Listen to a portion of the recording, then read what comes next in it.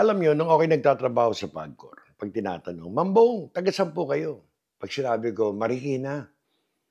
Magdala naman kayo minsan ng pickles na manok. Napapatingin ako sa salamin, di ko alam kung mukha akong pickles. Ang daming nagre-request. Parang ngayon, yung ating mga subscribers, ang daming nagre-request, "Mambong, pickles sa manok." Ito ang pickles na naalala ko ang bersyon ng nanay ko. Simple lang 'to, madaling lutuin. Pero nung bata ako, naalala ko, ang hinahanap ng mata ko sa pickles lagi, yung hotdog. Kaya ngayon, yung bersyon ng nanay ko na pickles, yan ang ating gagawin. Simulan natin. 2 tablespoon na mantika, pinapainit ko na. 2 tablespoon kasi ang ating manok, magmamantika pa yan. Lagyan na natin ng bawang. Itong ating manok, tatanggalin natin ang lansa sa sangkutya ng patis at paminta. Pagmamantikain natin, isasangkot siya ng maganda hanggang mawala ang kanyang lansa. Kundi malansa ang inyong ulam, lalansa ang inyong pickles na manok. O, sunod na natin to. Sangkaterbang sibuyas. Yan ang isang tanda ko. Nasabi ng nanay ko, damihan mo ang sibuyas dahil magsasabaw yan. Ang sarap yan. Manamis-namis. Sundin natin. Pinapagulong. Medyo nagsesweat. Alam niyo ang aking estilo. Igisa ang paminta. 1 teaspoon. Sarap to. Masarap yung may paminta. Yan. 1 teaspoon. Ayan na. Lagi kong ginigisa ang aking patis. Yan ang turo sa akin. Masarap daw ginigisa ang patis. Lagyan natin ng mga 2 tablespoon. Ito lang kasi ang ating isang talaga eh. Purong panimpla. 2 tablespoon. Konti pa. Yan. Lagyan natin dito. Bango na. Naamoy ko. Yan, pinapagulong ko na. Etong ating manok na iluluto ay nasa 2 pounds. Yan na. Ito po ay aking na-drain na. Tinanggal ko na yung tubig. Hindi ko kasi nakagawian na may tubig pa eh. Talaga dine-drain ko eh para magandang ano. Yan. 2 pounds. Konti lang.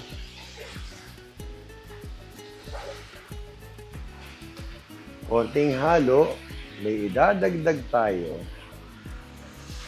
bago natin takipan, pamantikain, at babalikan ko kayo. Gusto ko, habang sinasangkot siya, lalagyan ko ng konting chicken powder. Isa't kalahati, lagyan natin. Kasi, gusto ko yung sangkutsa ko. Kasama na yung extra flavor ng manok dito habang nagmamantika. Konting halo, hinaan ng konti, takpan, then from time to time, checkin nyo, baka naman kayo masunugan. Ang apoy ko ay hininaan, below medium, depende sa apoy nyo. Takpan natin.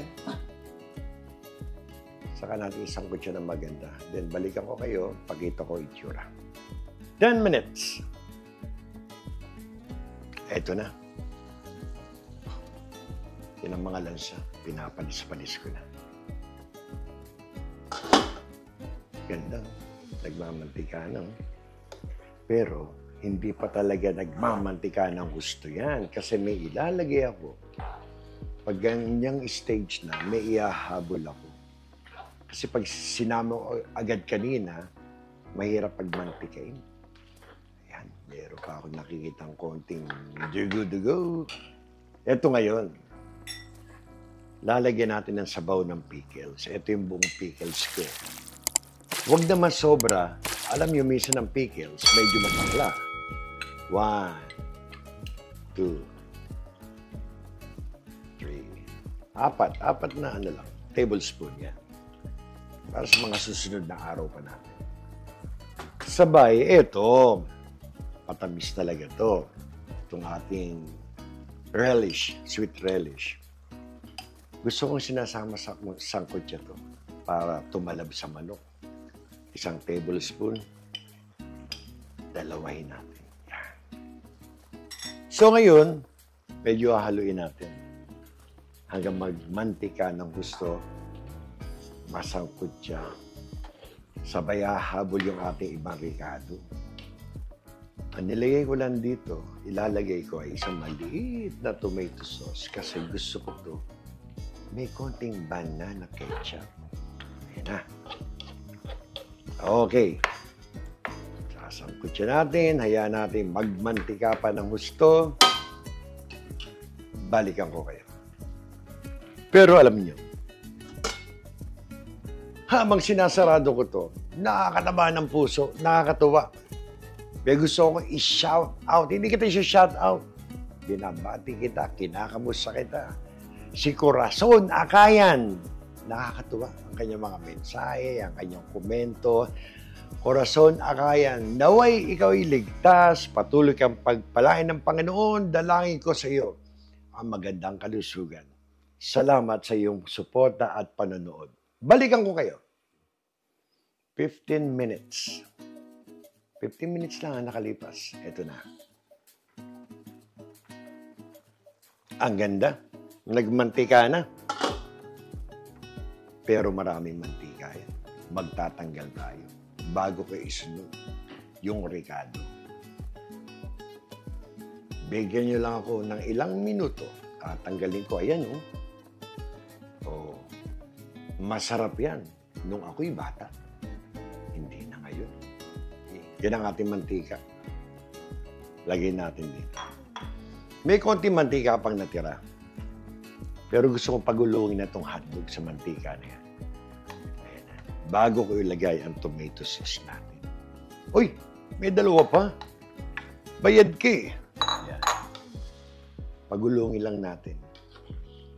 Mga 30 seconds, 1 minute. Ayan, pagulungin natin. Gumulong na ang hotdog. Hinaan ko lang yung apoy. Ganda ng kulo eh.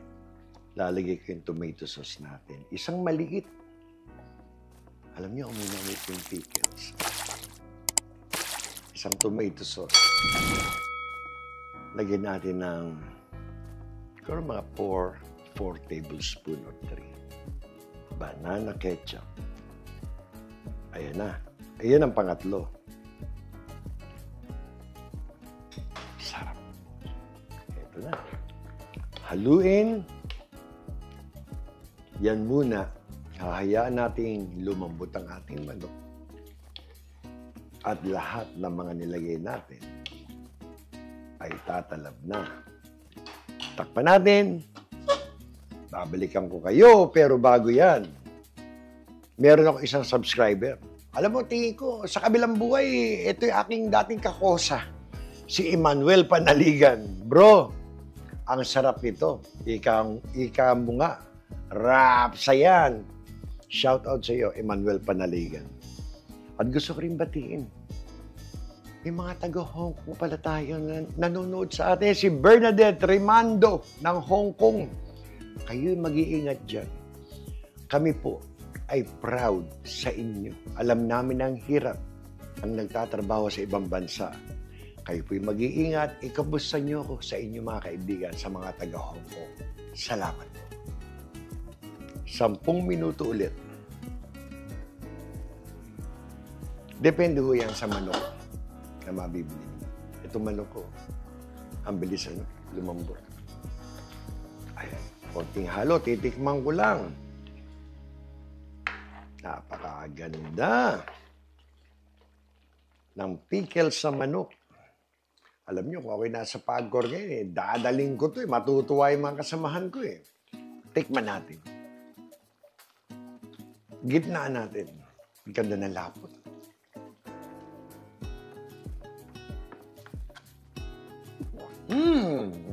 Natunog. Pickles, check. Alat, check. Tamis, depende sa inyo. Lalagyan ko to kahit mga 2 teaspoon. Masarap sa pickles, ang manamis-namis. Kumbaga, sinasalubong niya yung tamis ng pickles. Katamtamang teaspoon. Yan. Yan naman yung dalawa lang. Kasama sa kasaysayan yan ng pickles na manok namin. Manamis-namis. Haluin natin, pero bago natin haluin, kailangan may pickles talaga na buo, bukod doon sa relish. Lasa na uli yan. At napakagandang tignan. Pag kumakain kayo sa handaan, nakikita niyo yung buong pickles. Alam niyo, sa karinderya ng Marikina, hindi nawawala to. Itong pickles na manok. Pag kayo, nako, nung araw, pag sumasama ako sa palengke ng Marikina sa nanay ko, lagi akong kasama. Ang habol ko doon, yung mga karinderya, sa loob mismo ng palengke, sa araw. Yan, idan na yan. Hinahalo-halo ko lang, pinapatalab ko lang yung pickles. Ito ang tanong, ang pickles niyo ba ay may patatas? Nasa inyo po yun. Hindi ko po nakalakyan. Ang pickles niyo ba ay may carrots? Wala po sa amin. Pero nasa inyo yan. Pwede nyo lagyan yan. Maaaring ito lang ang maidagdag ko sa pickles ng nanay ko. Nagagandahan ako at the same time yung aroma at lasa. Green and red bell pepper. Yan lang idadagdag ko. Ganito lang po ang pickles ng nanay ko. Maaaring sa inyo ay may patatas, may carrots, may bell pepper. Isa lang ho ako. Sigurado ako. Masarap po ang ating mga lutuin. Ito po ay tatakpan ko ng 2 minutes. Hayaan ko lang tumalab yung mga lasa pa. Wala po ako dinadagdag na tubig. Ayan po ang ating sarsa. Baka mabitin? Pwede. Lalagyan ko lang. Ito ay 1 cup. Tingnan natin. Baka magagawan sa sarsa. Half cup lang nilagay ko. Ayan na. Pagbalik ko, done na to. Pe-plating ko na ho sa inyo to. 2 minutes, tatakpan ko. Hayaan ko lang yung pickles na buo, siling pula, ay magkasundo-sundo sila sa aking kawali. At sila maging isang masarap na pickles naman. Kaya pagbalik ko, ito po ay naka-plating na. Ang makasaysayang pickles na manok ng Marikina, napakabango, napakaganda, manamis-namis, ang sarap. Hindi niyo po alam, ang pickles na manok ay kamag-anak ng apritadang manok. Sila po ay magpinsan. Pero ito po, pinasarap lalo ng pickles. Ito po ang pickles na manok ng Marikina. Na version po ng aking nanay. Ilapag natin dito. Tayo magpasalamat. Muli, isa rin namang mapagpalang araw para sa inyong lahat. Salamat sa Diyos. Tayo may masarap na pickles ng Marikina. Kayo po'y mag-iingat. Hanggang sa muli. Salamat.